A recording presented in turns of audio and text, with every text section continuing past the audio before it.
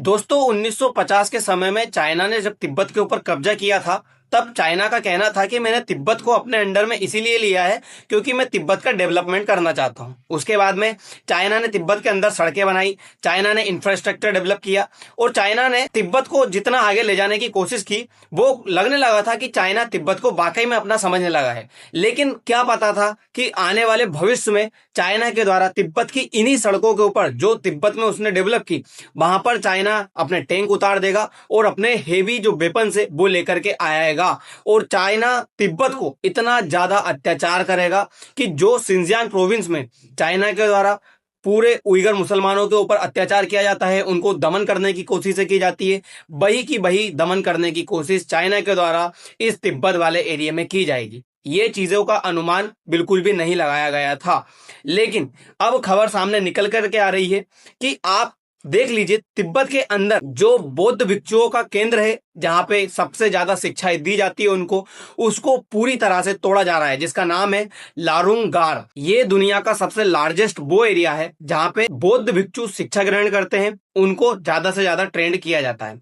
इसी एरिया को अब चाइना के द्वारा ध्वस्त किया जा रहा है। चाइना का कहना है कि ये एरिया में कोई भी बौद्ध भिक्षु अब शिक्षा ग्रहण नहीं कर पाएगा। चाइना बिल्कुल नहीं चाहता कि तिब्बत के लोग शिक्षा ग्रहण करके दलाई लामा के प्रति वफादार हो, क्योंकि चाइना चाहता है कि अब तिब्बत के लोग वो शिक्षा ग्रहण करें जो चाइना देना चाहता है, यानी कि चाइना के एडमिनिस्ट्रेशन के लिए वो वफादार बनते जाए। आगे वही चीज दिखाने वाला हूं मैं आपको, जब आपको ये समझ में आएगा कि तिब्बत के छोटे छोटे बच्चों के साथ में चाइना कितना ज्यादा अत्याचार करने में लगा हुआ है, छोटे छोटे बच्चों को मिलिट्री ट्रेनिंग देने में लगा हुआ है।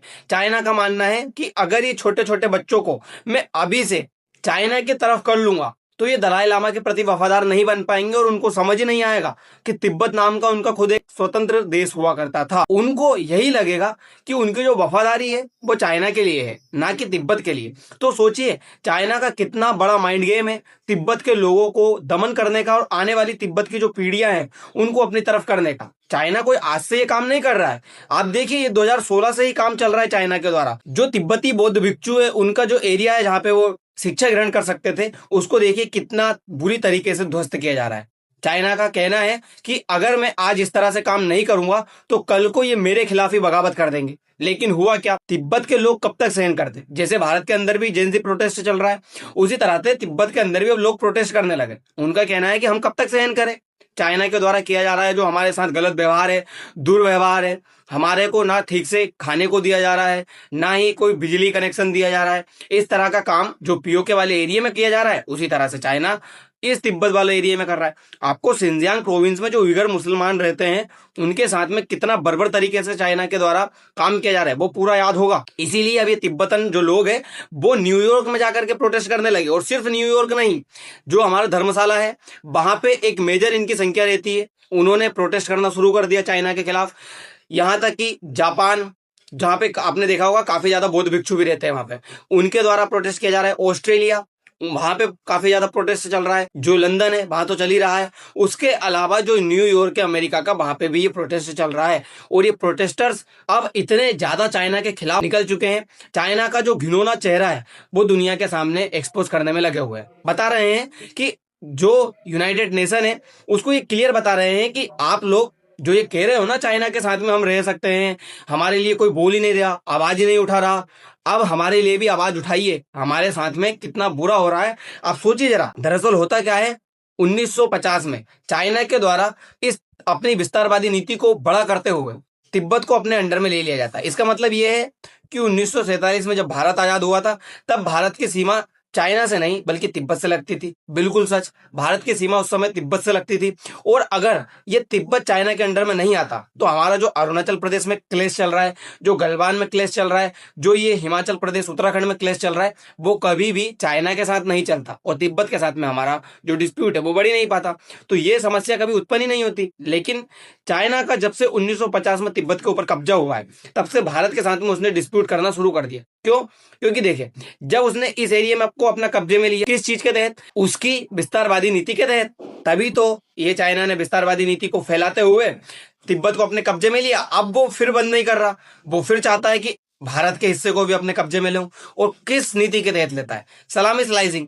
उसने एक नई नीति इजाद कर ली है। उसका कहना है कि सलामी स्लाइसिंग अगर करते रहेंगे तो किसी भी कंट्री के ऊपर हम आसानी से कब्जे कर सकते हैं, उसके एरिया के ऊपर, और वो कंट्री हमारे खिलाफ भड़क भी नहीं सकता, हमसे युद्ध भी नहीं कर सकता। क्या है सलामी स्लाइसिंग? क्या करता है चाइना? शुरू में थोड़ा सा इतना अंदर आएगा, फिर चाइना को ऐसा लगने लगेगा कि सामने वाली जो सरकार है और जो सेना है वो उनके खिलाफ हो गई है, युद्ध करने में आ गई है, या उनके साथ उनकी झड़प हो गई है, नुकसान होने लगा चाइना को, तो चाइना वो यहीं पे रुक जाएगा। फिर उससे क्या होगा? अगर चाइना वहीं पे रुक जाता है तो सामने वाले देश को ये लगता है कि यार ये हमारे ऊपर आक्रमण नहीं कर रहे हैं, ये हमारे देश में एंटर नहीं लेंगे, तो हमें क्यों लड़ना चाहिए, हम वहीं पर रुक जाए। लेकिन फिर भी सिचुएशन बढ़ने लगती है, फिर चाइना को ये लगने लगता है कि अब सरकार हमारे साथ में लड़ नहीं रही है, फिर चाइना थोड़ा सा और अंदर आने की कोशिश करता है ऐसे, फिर वो वहीं पर रुक जाता है। ऐसे ऐसे करके एक कदम आगे बढ़ाता है, फिर रुकता है, फिर एक कदम आगे बढ़ाता है, फिर रुकता है, जिससे क्या है, सामने वाला देश भी उनके खिलाफ ना भड़के, जो ये दंगा है वो ज्यादा ना हो, युद्ध ज्यादा ना हो, और चाइना सामने वाली कंट्री को अपने अंडर में लेता जाए। तो सलामी स्लाइसिंग के तहत वो भारत के इसी हिस्से को अपने अंडर में लेने की कोशिश कर रहा है। फिर 1959 आता है। 1959 में चाइना के द्वारा एक और बड़ा गेम प्लान किया जाता है। चाइना क्या चाहता है कि यहाँ पे जो दलाई लामा रहते हैं वो इस एरिया को चलाने की कोशिश करते हैं, पूरा उनका एडमिनिस्ट्रेशन इसी एरिया पे चलता है, जिसमें दलाई लामा चाहे उस तरह से काम यहाँ पे होते रहते हैं। लेकिन चाइना को लगता है दलाई लामा के कहने पे क्यों काम कर रहे हैं तिब्बत, हमारे एडमिनिस्ट्रेशन के लिए काम करे। तो चाइना यहाँ पे दलाई लामा के खिलाफ हो जाता है और कोशिश करता है कि जो एडमिनिस्ट्रेशन है वो उनके साथ में मिल जाए और पूरा तिब्बत चाइना के लिए काम करने लगे। तो दलाई लामा वहां से फिर भाग करके आते हैं ये सारे सिचुएशन के बाद, और आकर के भारत के धर्मशाला में रुक जाते हैं। तब से ही चाइना की रार चल रही है भारत के साथ में कि हमने दलाई लामा को क्यों शरण दे करके रखी है। इसीलिए कोशिश करता है चाइना की ये अगर शरण दे करके रखेंगे हम तो दिक्कत उत्पन्न हो जाएगी। इसीलिए वो ये तिब्बत वाले एरिया में जो 5 फिंगर लगा करके रखा है, माओ जेडोंग की जो कोशिशें थी, जो उनकी नीति थी, जो उन्होंने कह करके गए थे, तिब्बत की 5 फिंगर बताता है। वो कैसे बताता है? एक ही ये लद्दाख वाला एरिया, एक आ गया हमारा ये वाला हिस्सा, एक नेपाल आ गया, एक भूटान आ गया, एक अरुणाचल प्रदेश आ गया। ये पूरा एरिया तिब्बत की 5 फिंगर बताता है। अब कहता है कि ये जो चाइना का हिस्सा है, क्योंकि तिब्बत उनका हिस्सा बन चुका है, तो ये इसीलिए कोशिश करता है कि अरुणाचल प्रदेश भी उसका हो जाए, जो गलवान वाला हिस्सा है वो उसका हो जाए। अक्साई चीन उसने लेकर के रखा हुआ है। नेपाल को भी उसने, आप लोगों ने देखा होगा, भारत के खिलाफ कर दिया। कोशिश कर रहा है कि नेपाल और भारत के रिश्ते खराब हो जाए, जिससे कि भारत की जो प्रोडक्ट है जो नेपाल के अंदर बिकने जा रहे थे उनके ऊपर टैरिफ लगवा दिया गया। कोशिशें की जा रही है भारत और नेपाल के रिलेशन अच्छे ना चले, जिससे अगर चाइना नेपाल वाले हिस्से में माओ को लेकर के आए और भारत के जो ये एरिया है यहाँ पे लाने की कोशिश करे तो रोक ना सके भारत, क्योंकि नेपाल और भारत के जो बॉर्डर्स है वो आसानी से आवाजाही के लिए बिना वीजा बिना पासपोर्ट के आसानी से आ जा सकते हो। तो यही चाइना यहाँ का फायदा उठाने की कोशिश कर रहा है। चाइना का मानना है कि अगर मैं इस तरह के काम करूंगा तो ये आसान होगा भारत के अंदर कुछ भी एंटी नेशनल एक्टिविटी कराने के लिए, भारत के अंदर दंगा फसाद कराने के लिए। इसीलिए चाइना ये सारी कोशिशें कर रहा है। रही बात भूटान की, तो भूटान को भी उसने अपने अंडर में लेने की कोशिश की थी। ये डोकलाम वाले हिस्से पे जब वो आया था तो उसने क्या किया था, वो यही तो चाह रहा था कि भूटान को भी अपने अंडर में ले लूं, यहाँ पे जो मैं अपने कैंप वगैरह डेवलप कर लूं।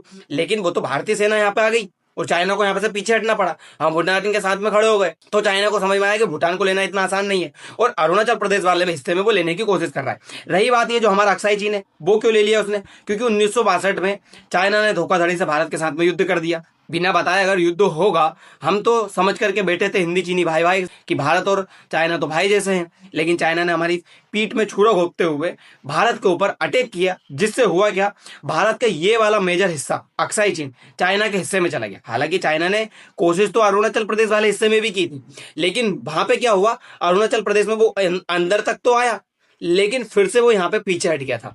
उसका मानना था कि अभी हम यहाँ पे पीछे हट जाते हैं, ये वाला हिस्सा उसके अंडर में आ गया ना, इसीलिए। तो फिर चाइना को अब ये लगने लगा है कि अरुणाचल प्रदेश उसी का हिस्सा है, उसको फिर से वापस ले, क्योंकि उसकी नजर तो पहले से ही थी। अब वो भारत के ये हिस्से को अपने अंडर में लेने की कोशिश करता रहता है। आए दिन यहाँ पे कैंप्स बनाता है, इंफ्रास्ट्रक्चर डेवलप करता है, सड़क बनाता है, कोशिशें करता है। ये जो हमारा ऊपरी सुबानसरी जिला है जो कि अरुणाचल प्रदेश का है, उस एरिया में आकर के अपना जो डेवलपमेंट का काम है वो कर सके। लेकिन जो नहा जनजाति है वो ये सारी चीजें देख लेती है और उसको समझ में आ जाता है चाइना के मंसूबे, और कोशिश करती है कि अगर इसी तरह से चलता रहा तो चाइना एक ना एक दिन हमारे को कब्जे में ले लेगा। अभी आप देखिए तिब्बत वाले हिस्से में चाइना के द्वारा जो छोटे छोटे बच्चे हैं उनको मिलिट्री ट्रेनिंग दी जा रही है, उनको ये सिखाया जा रहा है कि आपकी जो वफादारी है वो दलाई लामा या तिब्बत के प्रति नहीं है बल्कि चाइना के प्रति है। अगर आप कोई काम करना चाहते हो तो चाइना के लिए करो, आप तिब्बत के लिए कुछ भी डेवलपमेंट का काम नहीं करोगे। अभी हम इन चीज बच्चों को देख करके ये सोचने लगते हैं कि भारत के बच्चे कितने बुरे हैं, भारत के बच्चों के साथ में भारत सरकार सीख से ट्रेनिंग ही नहीं देती है, उनको सिखाती नहीं है। और चाइना के बच्चों को देखिए वो कितना सीख चुके हैं, वो चाइना के बच्चे को देखिए वो कितना डेवलपमेंट में बढ़ चुके हैं, छोटे छोटे बच्चे इतने समझदार हो चुके हैं। नहीं, बच्चों का जीवन बर्बाद किया गया है, उनका बचपन छीन लिया गया है चाइना के द्वारा, जबरदस्ती फोर्सफुली उनको ये ट्रेनिंग दी जा रही है। आप सोचिए छोटे छोटे बच्चों को अगर आप मिलिट्री ट्रेनिंग दोगे वो कैसे चलेंगे, वो कैसे एक्सेप्ट करेंगे, लेकिन चाइना के द्वारा तो मिलिट्री ट्रेनिंग दी जा रही है। अब यही चीज तिब्बत वालों को बर्दाश्त नहीं हो रही, तिब्बत वालों कह रहे हैं, भारत से कह रहे हैं कि आप कोशिश करिए हमें आजाद कराइए, हम नहीं चाहते चाइना के साथ में रहना। तिब्बतियों का कहना है कि आप कोशिश करिए भारत वाले और हमारे साथ में आइए। हालांकि अब भारत जो है तिब्बत के साथ में खड़ा हो चुका है, भारत भी अपने तरफ से गुहार लगाता है कि हाँ तिब्बत के साथ में गलत कर रहा है चाइना। फिर चाइना कहता है कि आप हमारे मैटर में मत बोलिए, क्यों ना बोलिए, पीओके से आप सीपीईसी निकाल सकते हो, जबकि भारत ने पहले ही मना किया था। आप पीओके से अगर सीपीईसी निकालोगे हम पीओके लेंगे, फिर आप कहोगे कि आप हमारे मैटर में इंटरफेयर कर रहे हो, आप फिर सीधे सैन्य टकराव करोगे। जब आपको पता है पीओके भारत का हिस्सा है तो आपको सीपीईसी नहीं निकालना चाहिए, लेकिन फिर भी आपने वहां से निकाला। तो हम भी अब यहाँ पे बोलेंगे कि तिब्बत जो है वो चाइना का हिस्सा नहीं है, वो एक स्वतंत्र कंट्री है। और तिब्बत वालों के साथ में जो ये सिंजियांग वालों के साथ में कर रहा है चाइना, वही तिब्बत वालों के साथ में कर रहा है इतना बुरा अत्याचार। तो अब हम साथ में खड़े हो गए हैं और तिब्बतियों ने भी अब झंडा उठा लिया है। अब वो फ्री की मांग कर रहे हैं, उनको चाइना के साथ में नहीं रहना, चाइना की बर्बरता उनसे सहन नहीं हो रही है। चाइना के द्वारा जो भी काम किया जा रहा है वो दुनिया के अंदर एक्सपोज करने में लगे हुए हैं। जापान, ऑस्ट्रेलिया, भारत, यूएन और तो और जो न्यूयॉर्क, हर जगह पे अब वो उन्होंने मोर्चा खोल लिया है और वो सामने जाकर के चाइना का पूरा मंसूबा एक्सपोज करने में लगे हुए हैं। चाइना किस तरह से उनके साथ में वेपन्स को लेकर के जो डील है वो करने में लगा हुआ है, वेपन्स के माध्यम से, टैंक के माध्यम से तिब्बत वालों के साथ में अत्याचार करने में लगा हुआ है। सारी की सारी चीजें अब सामने निकल करके आ रही है। तो देखना होगा भारत कितना ज्यादा तिब्बत का सपोर्ट करता है, और क्या आप चाहते हो कि भारत तिब्बत का सपोर्ट करे तो जरूर बताइएगा। इस वीडियो को ज्यादा से ज्यादा पहुंचाइएगा, क्योंकि हम चाहते हैं तिब्बत फ्री हो, हम नहीं चाहते कि तिब्बत वालों के साथ में उसी तरह से अत्याचार होता रहे। तो दोस्तों फिलहाल के लिए इतना ही, मिलते हैं अगली वीडियो में, धन्यवाद।